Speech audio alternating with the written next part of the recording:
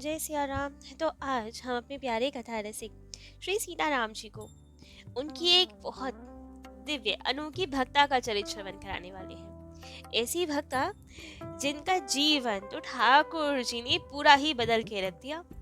कहाँ जो आर्य समाजी थी, मूर्ति पूजा लीला रस इस सबसे बिल्कुल अनभिज्ञ ठाकुर जी प्रकट होते हैं, लीला करते हैं, उन सबको भी नहीं मानते थे वे तो। और कहाँ ठाकुर जी की ऐसी अनन्य प्रेमी हो गई वे, ठाकुर जी के धाम में वास मिला उन्हें, दिव्य गोलोक का वास मिला।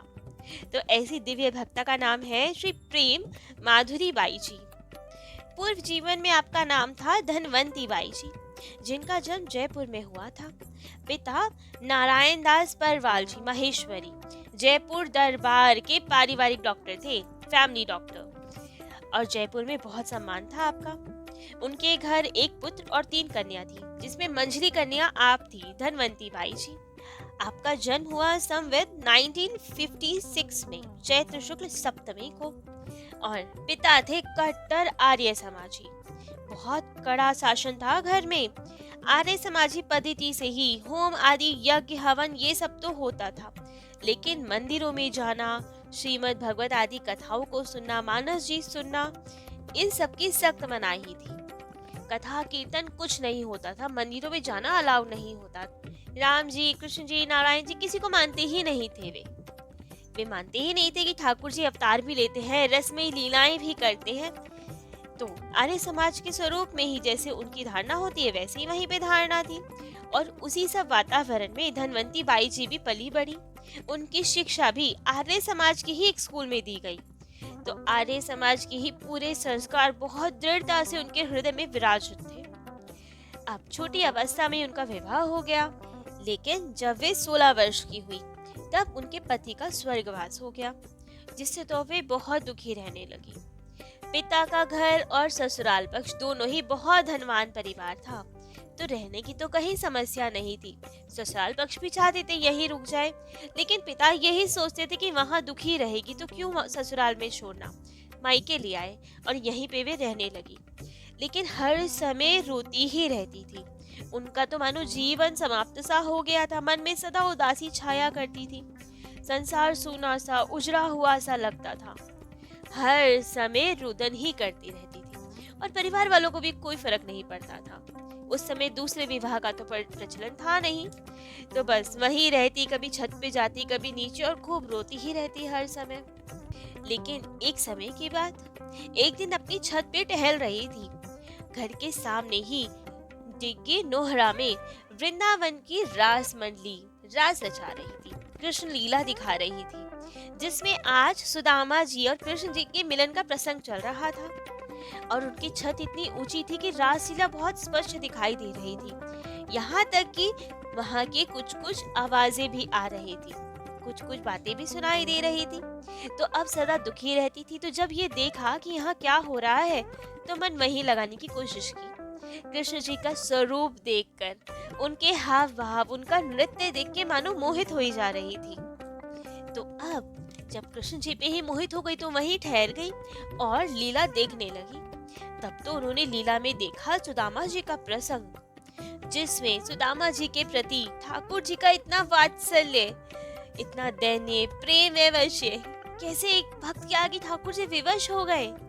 देखकर तो चकित रह गई, क्योंकि उन्होंने तो कभी ऐसे ठाकुर देखे ही नहीं थे, जो इतने सुंदर होते हैं, लीलाएं करते हैं, जो भक्तों से इतना प्यार करते हैं।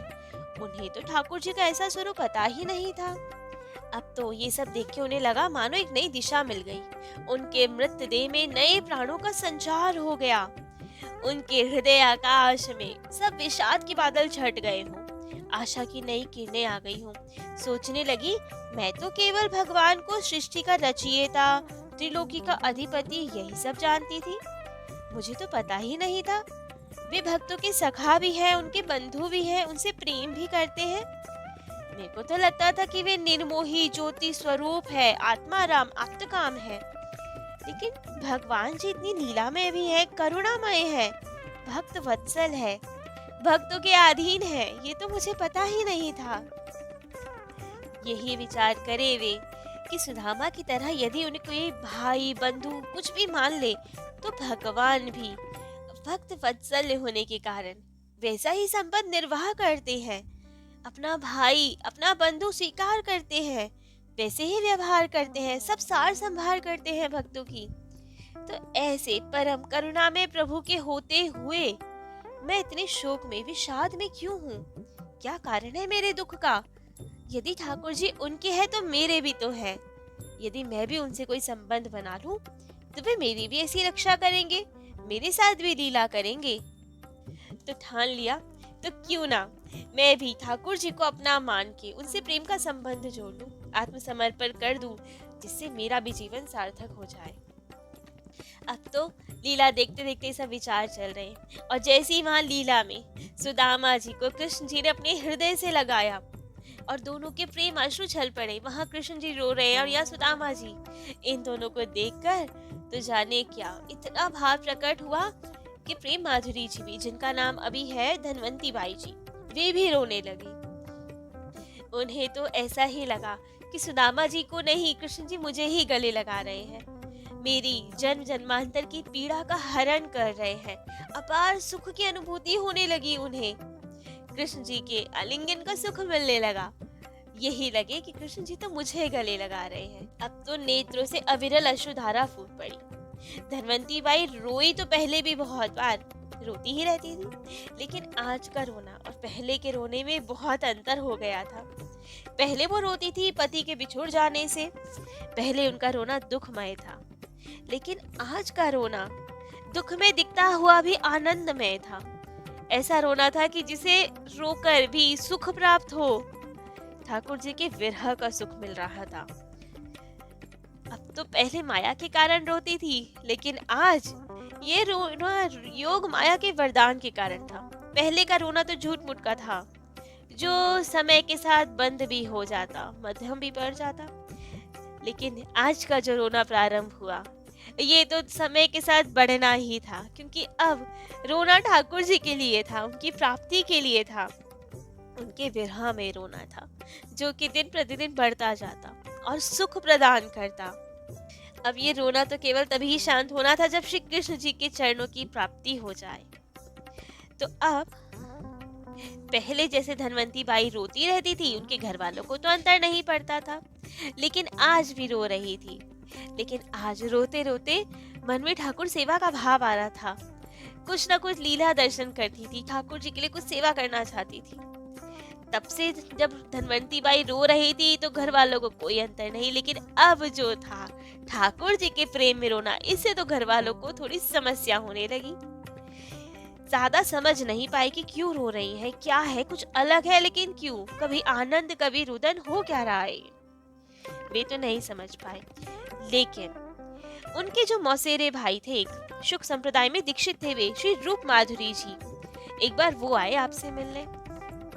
घर वाले तो यही समझते थे कि रोती ही रहती है तो अंतर क्या, लेकिन उनके वो भाई जो कि परम भक्त थे, आज वो इनका रुदन देख के समझ गए, पहचान गए कि ये संसार के लिए तो रोना नहीं है, आज तो भगवान के लिए रो रही है। ये समझ गए कि उनकी वास्तविक व्यथा है कहाँ। सांत्वना दी अपनी बहन को, उपदेश दिया, कहा कि ठाकुर जी की प्राप्ति करना चाहती हो, उनके लिए रुदन कर रही हो, तो आ जाओ शुक संप्रदाय में, रस साधना करो, दीक्षा ग्रहण करो और ठाकुर जी की प्राप्ति करो। अब तो वे बहुत आनंदित हुई। एक बार अपने भाई के साथ गई और उनके गुरुदेव श्री सरस माधुरी जी से दीक्षा के लिए निवेदन किया। वे भी बड़े उदार, तुरंत उन्हें दीक्षा प्रदान की और ये साधन पथ पे आरूढ़ हो गई और अब खूब आनंद से रहने लगी। ऐसा लगा अब तो उन्हें जैसे जन्म जन्मांतर की भूली भटकी थी और आज जाके इन्हें कोई पथ मिल गया हो। अब तो संसार को पीर दिखा के ठाकुर जी की सेवा में तल्लीन रहने लगे। कहाँ तो पहले समय काटे नहीं कटता था, कैसे समय बीते, रोती रहती थी, कुछ नहीं पता लगता था, लेकिन आज वही समय कम लगता था इन्हें। कभी ठाकुर जी की पोशाक बनाए, कभी उनका ग्रंथ पढ़े, कभी नाम जप करे, कभी ठाकुर जी का लीला ध्यान करे, कभी उनके लिए रोए। समय कहाँ चला जाता है कुछ नहीं पता लगता था। लेकिन पहले घर वालों को ये सुहा जाता था कि रो रही है ठीक है, लेकिन अब वो रोना भी अलग, ठाकुर सेवा भी अलग। इसे देख के अब घर वालों को नहीं पची कि ये क्या पूरे दिन भर माला लेके बैठी रहती है, जबकि पहले भी तो एकांत में रहती थी। पहले कोई समस्या नहीं थी क्योंकि दुखी थी, लेकिन आज उनके हृदय में प्रसन्नता थी। ठाकुर जी का ध्यान करके तो संसार को अब समस्या होने लगी उनसे। उनका ये दीवानापन उनके माता पिता को पसंद नहीं आया। वे जब अभी गुरुदेव के पास जाती, सत्संग में जाती, कथा सुनने जाती तो भाता नहीं उन्हें। खूब खड़ी खोटी सुनाते, उन्हें खूब डांटते। एक बार तो वे बहुत बीमार पड़ गई, इतनी बीमार पड़ गई कि उठ भी नहीं पा रही थी। तो कैसे जाए कथा में, कैसे गुरुदेव के दर्शन हो, समझ ही ना आए। कोई सामर्थ्य ही नहीं बच रही थी कि उठ के चल पाए चारपाई से। बहुत दुखी हुई, व्याकुल हो गई गुरुदेव के दर्शनों के लिए, और वहीं उसी अवस्था में अपने गुरुदेव को याद करने लगी, चिंतन करने लगी उनका। और गुरुदेव भी ऐसे अद्भुत। गुरुदेव उस समय अपने स्थान पे भक्त मंडली के साथ उनके बीच बैठ के सत्संग कर रहे थे। एकाएक खड़े हो गए और भक्तों से बोले, धनवंती मुझे याद कर रही है, चलो देख आए उसे, वो कैसी है। इतने कृपालु गुरुदेव, ना कोई बुलावा भेजा, ना संदेश, ना निमंत्रण। बिना किसी निमंत्रण के भी गुरुदेव कृपा करके तुरंत दौड़ पड़े और धनवंती जी के घर पे आए। जबकि जानते होंगे कि घर पे किसी को पसंद नहीं ये सब उनका कथा कीर्तन, लेकिन फिर भी अचानक गुरुदेव को देख के, महात्मा को देख के सब कुछ ऐसे अस्त व्यस्त हो गए, घबरा गए, आव भगत करने लगे। लेकिन वे तो सीधा गए धनवंती जी के पास, उनके कक्ष में। धनवंती जी के तो प्रेम अश्रु झल पड़े गुरुदेव की इतनी कृपा देख के। उठना चाहा प्रणाम करने के लिए, लेकिन उठ नहीं पाई। गुरुदेव ने मना किया, नहीं उठने की आवश्यकता नहीं, और गए उसके सिरहाने बैठे। जाके उसके मस्तक पर हाथ फेरा और आंखें मीचकर कुछ ध्यान में बैठे, और फिर बोले, सुखदेव जी की कृपा से जल्दी ठीक हो जाओगी, तुम्हें वृंदावन वास मिलेगा और बहुत से लोगों का कल्याण करोगी तुम। अब गुरुदेव का ये पावन वात्सल्य भरा स्पर्श पाकर तो वो आनंदित हो गई। गुरुदेव आशीर्वाद आदि देके आ गए पुनः अपने स्थान पे, और इसी प्रसन्नता में धनवंती बाई जी बहुत जल्दी स्वस्थ हो गई। फिर से ठाकुर सेवा में, भजन में, गुरुदेव के दर्शन, कथा कीर्तन में लग गई। परंतु घर का माहौल खराब होता जा रहा था, वातावरण अब उनके अनुकूल नहीं रह गया था। कोई चाहता ही नहीं था वो भजन करे। बड़ी दुखी रहने लगी, व्यवधान होने लगा भजन में। तो सोचा, क्यों ही मैं यहाँ रहूं। ससुराल पक्ष भी तो चाहता था मैं वहां चली जाऊं, तो क्यों ना मैं वहां ही चली जाऊं। तो कह दिया घर वालों से और आ गई अपने ससुराल।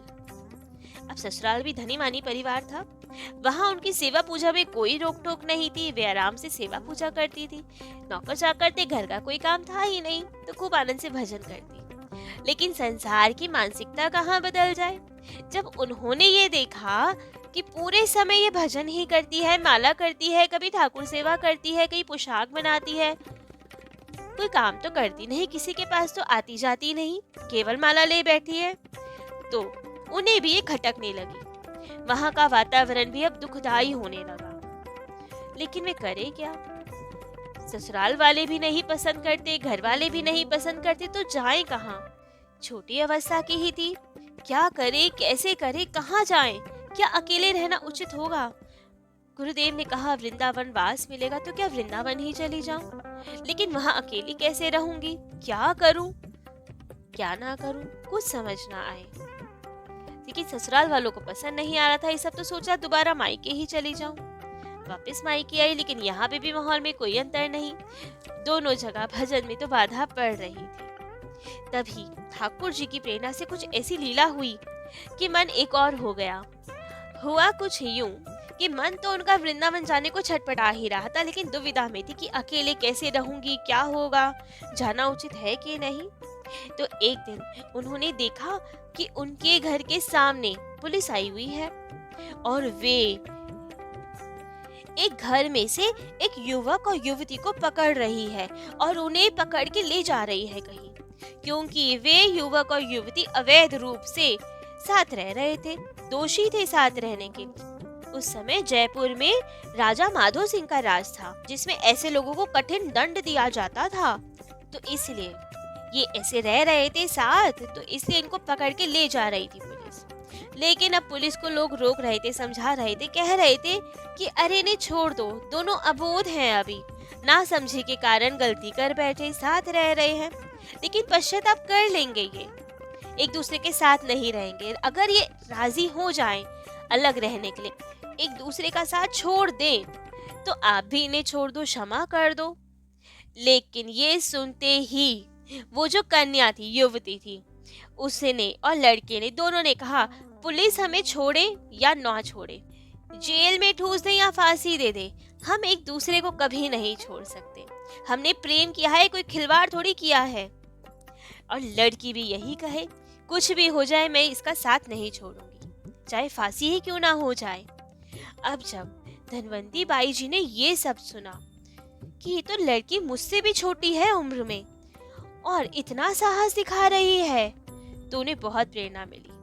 यही सोचने लगी कि जब ये छोटी सी लड़की एक साधारण पुरुष के लिए उससे प्रेम करके अपना तन मन धन सब न्यौछावर करने को तैयार है, लोक लाज को तिलांजलि देने को तैयार है, पुलिस का भी भय नहीं है उसे, इतनी निर्भीकता है इसमें, तो क्या मैं अपने प्रभु के लिए ऐसा नहीं कर सकती? मेरे प्रभु तो सर्वशक्तिमान हैं, उनके होते हुए मैं क्यों किसी से डरूं? समाज से क्यों डरूं? अकेले रहने से क्यों डरूं? क्या वे मेरा साथ नहीं देंगे? तो क्यों ना अपने प्रभु के लिए अब संसार को ही तिलांजलि दे दूं मैं। और बस इतना निश्चय करते ही, मन में ये भाव आते ही कि जब वो उस लड़के से इतना प्रेम करती है कि सब छोड़ने को तैयार है, तो क्या मैं अपने ठाकुर जी के लिए ये नहीं कर सकती? ठान लिया कि अब नहीं रहूंगी, अब वृंदावन ही जाऊंगी, ठाकुर जी के भरोसे रहूंगी। तो एक बार वृंदावन दर्शन करने गई किसी बहाने से, और फिर लौट कर नहीं आई, वहीं रहने लगी। लेकिन वहां रहे क्या करे, क्योंकि कोई व्यवस्था लगी तो गई नहीं थी, केवल कुछ कपड़े पोटली में बांध के ले गई थी, उसके अलावा कुछ ज्यादा सामान नहीं ले गई थी, कोई धन आदि कुछ नहीं था उनके पास। वृंदावन में कहाँ रहे, कैसे रहे, क्या व्यवस्था बने, कुछ नहीं पता उन्हें। तो अब क्या व्यवस्था बनाते हैं ठाकुर जी उनकी, कहाँ रहती हैं वे, कैसे भजन साधन करती हैं, कैसे इतनी महान भक्ता बन जाती हैं कि उनका चरित्र आज तक गाया जाता है। तो होता क्या क्या है, ये सब हम अपने प्यारे कथा रसिक श्री सीताराम जी को कल श्रवण कराएंगे। आज के लिए इतना ही। जय जय श्री सीताराम।